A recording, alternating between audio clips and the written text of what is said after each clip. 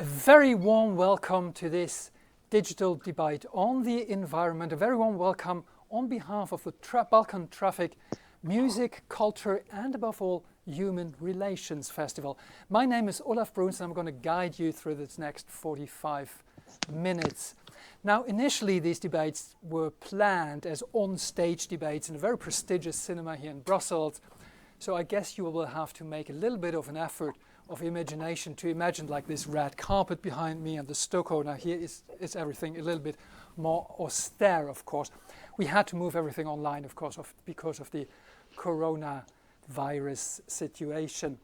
Now you're all glued to your screens, but the one thing that hasn't changed is that these debates are not aimed to be some kind of expert panels, but it's rather, of course, our participants, which I will introduce in a few minutes, are experts in their field, but it's about our aims. It's rather about bringing people together, sharing stories, listening to each other, and in the best case, participating in creating networks.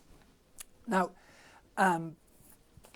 this is a premiere then, here we go, for this first debate, this first Balkan Trafik digital debate on the environment, or more precisely on the vibrant multitude of environmental civic movements. And this debate is supported by the European funds for the Balkans. Now, in many places in the Balkans, there is a multitude of activists working on very similar topics as many movements, for example, here in Brussels or somewhere else in the European Union. And that is something we often fail to notice here. And of course, the COVID-19 situation raises new questions also linked to the environment. Now, we have only 45 minutes, so let's get the ball rolling. I will do a first round of introductions and then afterwards I give the floor to our participants. We have first Endora Celucai, who works for the Albanian Institute of Nature Conservation. Endora, you're an environmental biologist. Welcome. Where did you join us from? Hello, Olaf. Hello, everyone. I'm from Albania. So I'm an environmental biologist and I work with, tell me. Okay, no, I just want to say, I just asked where you're connecting from. I give you the word for an introduction in a few seconds. Okay, I'm just from Albania. Okay, cool. Jelena Vasiljevic, you're a researcher for the Institute of Philosophy and Social Research at Belgrade University. Welcome. And you've done extensive research on social movements, on environmental movements in the Western Balkans. We're going to come to that a little bit later. First, Ariane Jafari, you're one of the co-founders and the president of the environmental organization, as the background of your screen, of Ecoguerilla. We're very, very curious to hear about that. It sounds like a rather militant approach, and that's of course something we're very excited about. And we have Jacalina Ziskovic, who's a political scientist by education, a researcher on environmental protection, and invited here as a representative of the Serbian Rights to Water initiative. Welcome, Jacalina. Hi, thank you. Thank you. Thank you all for joining us. Now, as I said, the second round will be the introduction statements, and I have set a rule, which is that I'm going to give everybody around 2 minutes. And the first thing I'm doing is to break my own rules and to give like a little bit more time to Jelena for an overview of your research on environmental movements in the Western Balkans. Jelena, the floor is yours. Thank you very much, and I will try to be brief, but let me just begin saying a couple words on the civic initiative scene in the contemporary Western Balkans. So I was a lead researcher working on a project initiated by the European Fund for the Balkans, and we did a kind of a mapping of civic initiatives in the Western Balkans, and we thought it was very, very important because the current situation in the countries of the Western Balkans is such that we are experiencing a significant democratic backslide.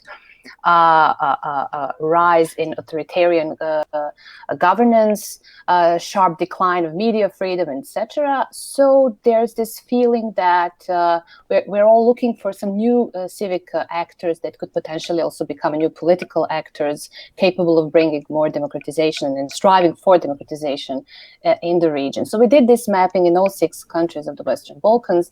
And for this occasion, but not only for this occasion, but in general, I think it is especially worthy of mention are environmental movement and green movements, because they are not only that they are very active and they're very vibrant in the region, but also because they managed to do a couple of things at the same time.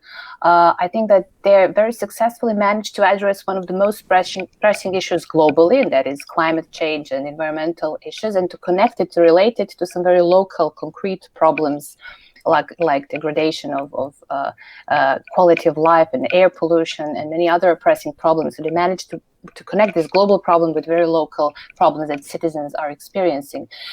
They were also very successful in addressing the very important issue of democratic institutional accountability, because many of these movements and civic actions actually managed to get some responses from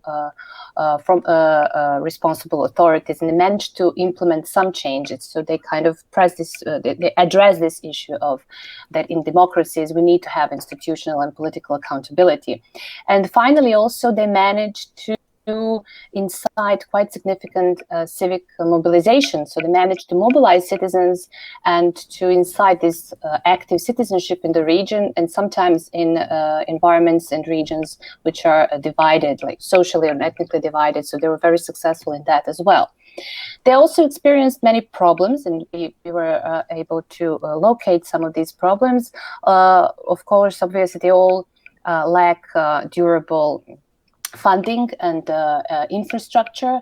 Sometimes they lack significant know-how. They're not very well interconnected among themselves, and these are all issues on which they should be addressed. We should be aware of them, and opportunities like this one and talks and public debates are great actually opportunities to talk about these issues and to push these things further. And just one final point that I want to make is about this current situation, about this pandemic and lockdown. I have to say that in many countries in our region, the Western Balkans, these countries are actually using these unfortunate circumstances to further strengthen their capture mechanisms. And this obviously poses new challenges for civic movements. And not only that, but also they don't have now public space open to them. But I would say that also these times can provide opportunities as well, new opportunities for the civic movements to articulate their democratic potential, for these environmental initiatives to further insist on their environmental agenda by pointing how this predicament is inseparable from wider environmental concerns, and how issues like public health, clean environment, safe institutional accountability need to be prioritized. And I will stop here for the moment. Jelena, sometimes your connection was getting a little bit unstable, but I think we heard everything. Thank you very much. And I just pass the word to Endora. Do you find yourself back in this description Jelena just gave us? Yeah, mostly of the things that Jelena just said is quite similar in what's happening in Albania also, because you know that even Albania as a Balkan country is facing a lot of environmental problems, even though we have a great natural resources, and let's say that being part of these events or to work together, we can try to raise our voice and to touch people's mind to come in our cause and to try to raise awareness in nature protection and to participate in advocacy and lobbying processes for a cleaner living environment. So it's probably the same. So, Endora, may I just ask you a follow-up question already? What are you busy with at the Albanian Institute for Nature Conservation? What's your topics? What you're working on? Currently I'm a biologist that works in Institute for Nature Conservation in Albania, which is an NGO. It was established in 2000, but we work more, we are focused more in nature protection and biodiversity. When I say biodiversity, I say that we include here ecosystems, we include here species, when we have plants and animals that needs to be protected. And so we protect those areas that we call protected areas, and to bring together the local communities that lives nearby these areas, and they need to live in harmony with nature in this case. So we do a lot of work also with environmental education, because we want to bring people together and to know that small actions, when they are combined together, that they can play a big role in protecting the planet. Because if we just look outside from each country, we will list a number of environmental problems that come to our attention, and only together we can make a big change. Thank you very much, Endora. I pass the word to Arianit, who has this Ecogoria sign in the background. We're very curious to hear more about Ecogoria. Well, hello from North Macedonia. And as you also mentioned, the name of the organization that I am co-founder of and currently president of is Ecoguerrilla. And Ecoguerrilla is one of the most famous organizations in the country. It started out as a grassroots movement to address the severe air pollution problem in the country. Mainly what we do, and why did we choose to name the organization Ecoguerrilla, is because we advocate for environmental rights, and we do it in a very non-conventional way. We utilize a lot of political pressure. So in a way, we are an advocacy/political pressure group of citizens, of activists that wage an environmental war, so to say. What we do on our on an everyday basis is that we have lots of contacts with our citizens who have different problems, environmental problems, or their environmental rights being violated, and most of them are not aware of. So what we do is we usually take these problems to the authorities, whether they are local or central, and we push on the authorities to implement the very, very good environmental laws that North Macedonia has in place.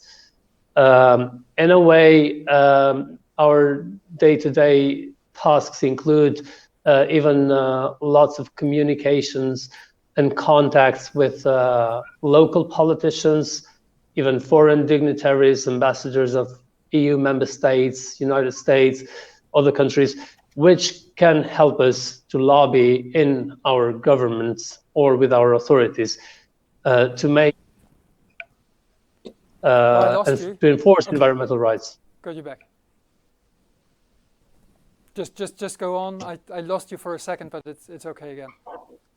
So mainly another thing that we do is we work very closely with the media, and we inform the media on every step that is being taken, on every change that we see in the nature, in the environment, on every type of violation that we can encounter. So we make sort of, let's say, a big deal, a very necessary big deal out of these problems that happen in the environment.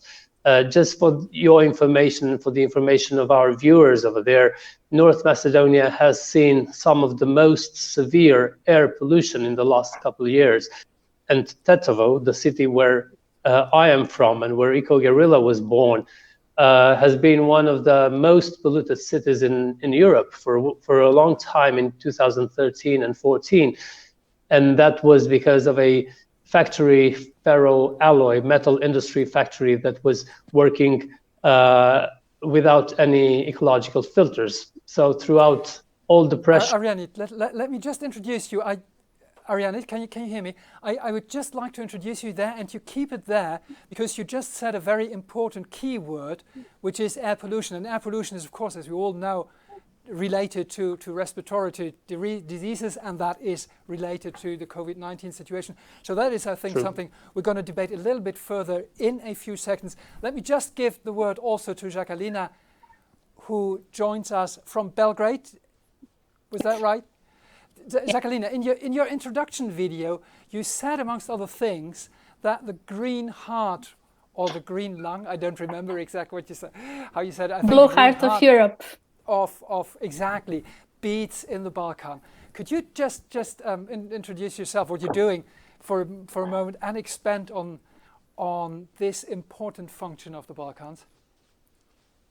Yeah, well, as you said, I'm a researcher for environmental protection for 8 years now.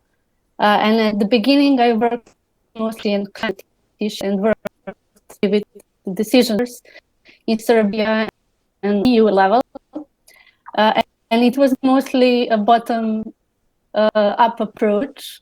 But then I realized that without citizens and education and raising awareness, the decision was really understand what are we talking about.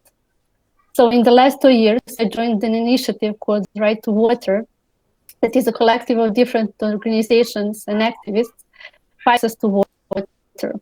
We believe that absolutely every person must have access to a sufficient quantity of quality water. So we are not only fighting for preserving rivers, but also working on privatization of water resources, water pollution, and different topics connected with water as a common and water as a human right.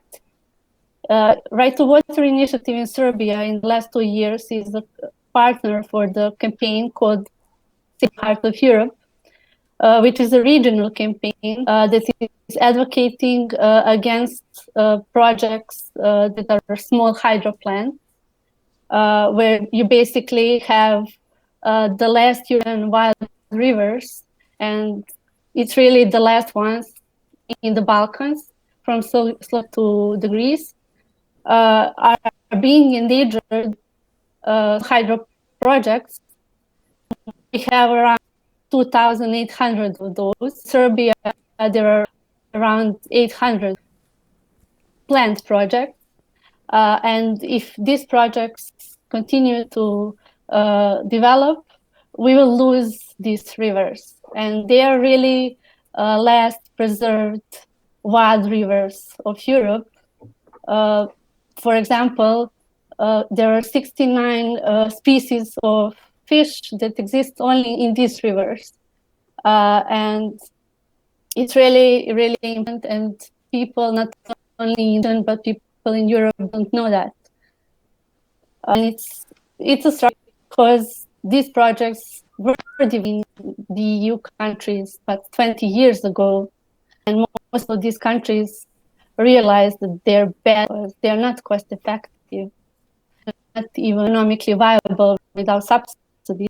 And now the Western Europe is destroying these buildings and restoring theirs, and in the Balkans we are working on to destroying them. So this is the Thank you very, very much. Let me just ask you a follow-up question. Jelena already mentioned that in the wake of the coronavirus crisis and the lockdowns, of course, it's becoming much more difficult to have a public expression for activism. Is this something that touches you too? Yeah, because we are really talking about local movements. There are expert NGOs that support people, but the fight is being done mostly in villages and in nature protected parks. And these are the people that don't have the internet. They even in some places have phones. So it's really being difficult to work with them in these times, even to communicate, not to start research and gathering data, because it's really important to get actual so we can advocate. And it's really been a struggle in the last 2 months, and also with public administration being in lockdown and only the necessary work, for example, our access to information requests are because the government doesn't have the obligation to answer to us. So it's really been well for us to gather data. Really difficult situation, actually, that is yeah, emerging and right on now. the other side, one sentence more. On the other side, of information that these projects are continuing to be built in this lockdown. The private sector is not working, but we cannot confirm these informations because citizens are locked in homes. So it's really been. And Dora, you have been raising your hand. I think this. Yeah, you wanted to react directly to this. Yeah, it was quite what Jacqueline has said about the fact that people now are in lockdown, but the hydropower plants are starting to build. So it's not that something is changing, but people now are taking their time to start building them. So it's quite very bad. And you basically are deprived of a moment of public action, of activism, of like the power you have built over all these years is now not working anymore. Is that the case? Yeah, but we are in lockdown. We can do nothing for the moment. Yeah. We have a lot of environmentalists that are working with local communities that are there, but you know that we can't break the rules and just to go there because will be worse, let's say. Yeah. Ariane, is this a situation you find too, that activism now under this lockdown, in this lockdown situation, is a difficult thing to develop? Well, indeed it is, because most of our communication, as I said earlier, is linked to contacting people directly, to meeting with them, to talking to them. But I think there's one positive thing in the example of North Macedonia, because for some reason, the media here is very supportive. So whether I understand, and everyone understands, that the main priority of the people is the coronavirus situation, and with the lockdown, it seems like people don't care about anything else. But that is not true in our case, because our media still pay attention to the environmental problems, and especially to the construction of the hydro plants, or those so-called small hydro plants, or construction of new roads that have a negative impact on the environment on the area where they're being constructed. So just to give you a clear image of this, in the last week, I've given at least 4 interviews for different national TV stations in the country, and I just gave one this morning, and I'm planned to give another one tomorrow. So whether we're locked or not, we continue working from homes, from offices, from wherever we can. And again, we're connecting to different TV shows through Skype or through Zoom or different digital platforms as we're doing to make right sure we keep that, as we're doing right now, indeed. So I believe it's a thing with the media, and very often I have spoken to colleagues in Albania, and especially in Albania and Kosovo, but I'm not very familiar with the situation in Serbia. But I think Albania has a bigger problem with the media supporting these grassroots movements, whereas in North Macedonia, the media is showing a lot of support. So they help us a lot, and we don't allow the lockdown to change the momentum or to throw us off the spotlight, if I may so. Off the tracks, indeed, yes. Jelena, may I just throw this question to you? Is like the media's attention to this movement, has that been part of your research? Would you say what Ariane is just saying is a very particular situation to North Macedonia, or is it something you find in several countries? Well, media situation is not ideal in any of the countries of the Western Balkans, but it's different in different countries. It's definitely different. For instance, Serbia has experienced a significant decline in media freedom over the last couple of years. It's very important because you have to have a message put through. I mean, you have to have some access to media to be active, and to, especially today when, as Arianit and others said, people are mostly concerned with the COVID-19, and they have their fears and anxieties, and the environmental issues are not priority at the moment. But it's also true, as Arianit said, people still are interested in other topics and subjects, but you need to have media supporting those who are willing to talk and write about it. So when it comes to media, I think it's a very important thing. It's very important that that activists have access to media, that you have media who are supporting of the activist cause, but it's a two-way street. So you also need to build, I believe that we need to build some capacities of movements and activists themselves, but also we need to work a lot in the media sector in itself as well. Thank you very much, Irina. Indora, you raised your finger. I think you have a quick reaction on the media situation in Albania. It's what Arianit said, because I know that Arianit has a very good relationship with the media, but the challenge that we are facing in Albania is just that, the public awareness, because the public opinion is formed by every kind of media that is guided by other forces, but instead of going directly to the pollutants or that can cause air, soil, or water pollution. So we don't have this good relationship with media, and when we ask for media, they just want to get some money, and only like this they will show what we need. So there are really clear differences. How's that situation for you, Jacqueline? Yeah, well, it's mixed. Honestly, there are media that follow mental issues very closely and try to be objective, but it's mostly the extreme situations and stuff that is really of great interest. But honestly, say that on the other side, we have governmental instrumental media that us often and cause us foreign payment activists.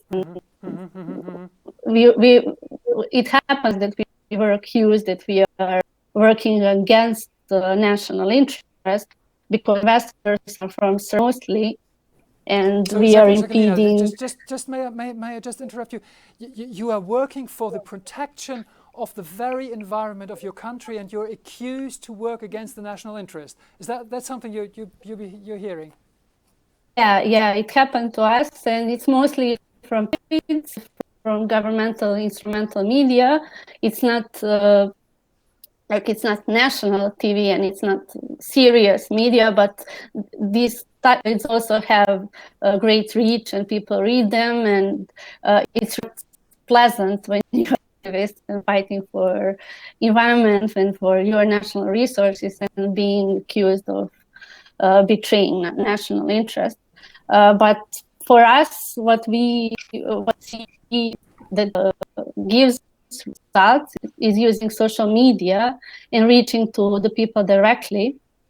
And like people from Stara Planina that are fighting for their viewers, they're doing up and building a really good community. They have a Facebook group with 9,000 people, and it's an example how people organize themselves and this topic that is the focus of broader public. And now I guess almost all people in Serbia know about the problem of small hydro.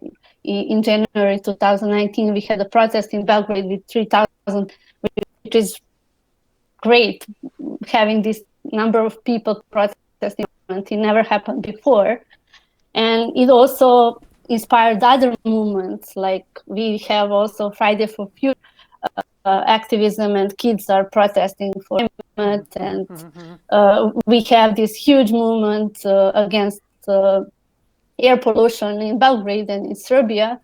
So I guess I can, in my 8-year experience, that in the last 2 years, the environmental movement really started to wake up in Serbia, and it's maybe most vibrant, not only for environment, but also because environmental environmental problems are also connected with poverty, people losing their jobs, especially people in rural areas, where when you take them water, they don't have any means to be in agriculture or have the green economy.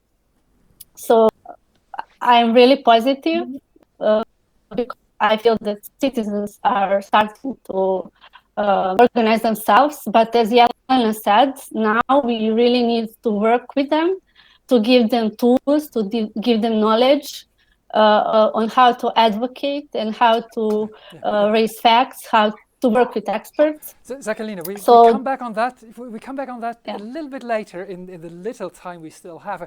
I just want to check. You also mentioned now air pollution, and Ariane has spoken about it earlier on. And air pollution is of course linked to respiratory diseases. It is also proven that air pollution in all parts of the globe hits mostly poor communities, and who says respiratory diseases of course has more exposure to the risks of the COVID-19 situation. Isn't this current situation giving you even much more arguments, Ariane? Well, indeed it does, and we use this momentum to push even harder and further with the authorities, you know, because as BBC announced a couple of days ago, air pollution, at least 2 studies proved that air pollution raises the risk of death from COVID-19. But again, we are also expanding the story a bit further, because we believe with the change with the climate change, with the global warming, with everything that is going on currently, we are creating a very safe environment for the viruses to spread, not for the people to live. So we are creating a climate where viruses will spread easier and further and harder. And we're so worried about what might be true. We haven't been able to prove it. There's a need for scientific research to prove this. But obviously, there are suspicions that with the climate change and with the weather changing in Europe, long gone viruses, long disappeared viruses will come back, such as maybe diseases or viruses that have been more common with the Southeast Asia or Africa. So this is a very important moment. This lockdown gave us the time to reflect and think, and I believe that the governments also should take the time to think and reflect on what are we doing to the environment and what are we doing to this planet. We are destroying it, and we are creating a very, very good climate for the viruses and for different diseases. That's why we believe that we should fight harder, fight for the air pollution, against the air pollution indeed, and fight to prevent the destruction of our river by what we call hydro mafia, by the people, companies with close ties to the government officials who build these hydropower plants, and they are paying for them with public money, with feed-in tariffs. And we want to fight harder for against all these polluters, whether they are bigger companies or smaller companies. We have to make sure we protect our air and our water and our soil, because that's our planet. And if we don't like this 2 months lockdown that we've been on so far, I'm afraid I have some bad news. We might have to get locked up even for longer, and even in a deeper crisis. So which is of course an excellent reason to act now to change things, because, well, to the degree we can still stop this train, but we really have to. I just wanted to take the word from you and give it to just one sentence to close that. Yes, and I just wanted to say this, that as environmental activists and environmental movements and organizations, maybe we should sometimes switch a little bit to the left or to the right and hit some other topics, like the rule of law and the culture of impunity that exists in our countries. And these problems, the lack of rule of law and the culture of impunity, enable this safe environment for such criminal activities against the environment. So maybe sometimes we should really strike the politics and the decision makers where it hurts. So that's what I just wanted to add. Well, that is in general, I think, a very good advice to political activism. Jelena, you were raising your hand. You wanted to I just want to follow up on what Karajanit was saying, that one of the often raised objections or criticisms of environmental movements was that they're single issue movements, that they're not political enough, or that they don't have this potential to politicize the problems because they're concerned with this or that river, with this or that small hydro plant, etc. Many of these smaller movements.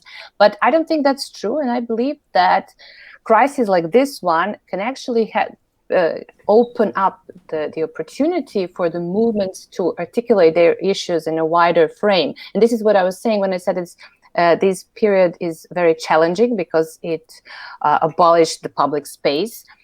But it's also it's opening up some of the opportunities, and that is the one is to articulate and to demonstrate how many important issues of our today of our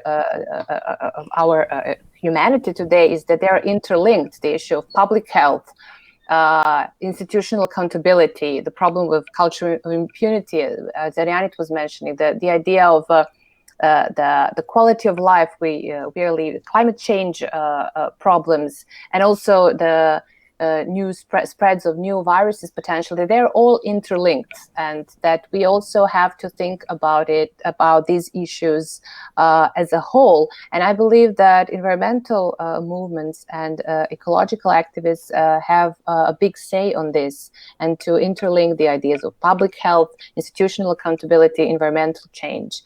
And in the democratic setting that is needed for all these issues to be addressed at once.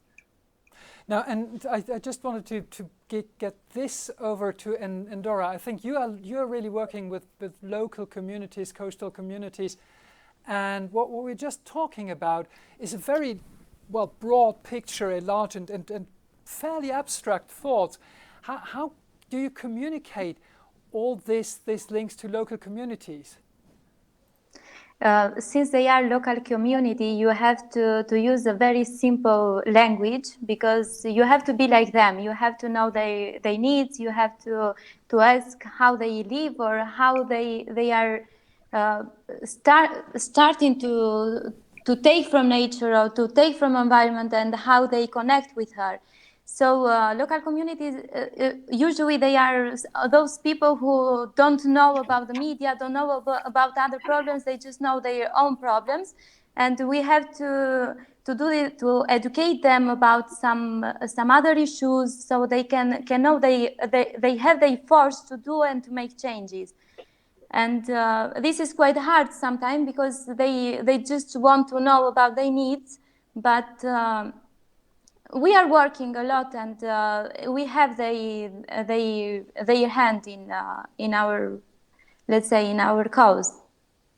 And Dora, I just have another question for you, because you said in your introduction video earlier that there is also a link, and we're of course interested to that, because this is a culture and arts and human connection festival, Balkan Trafik. We're linked. We're interested in that, and you spoke about the link of art and music to your work with local communities. Could you just expand on that a little bit? Yeah, because when we do environmental education, we do a lot of activities to raise awareness of the local community, and not only.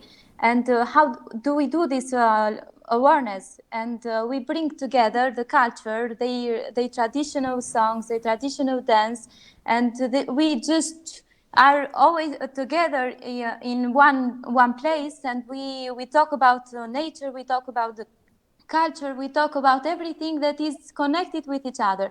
Because you know that sometimes some people, they get the muse from the nature, because they sing to the nature, they come with these dances that come from the nature. So everything is connected, and these activities can bring in mind that people comes from the nature, and the nature is always connected with everything we do in our daily life.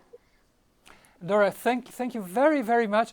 Now, time is running short. I just wanted to do a last round, very short answers on what you think in this given situation now is the most pressing issue you really think, just as that word that we carry on from this debate, the one issue we need to work on now. Jacqueline.